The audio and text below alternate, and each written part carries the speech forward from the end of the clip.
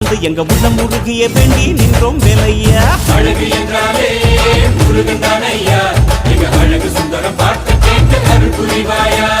சேவல் கொடியுடன் சிரிக்கும் முருகையா, எங்க வாழ்க்கையில வெற்றி பொங்க தருவாயா.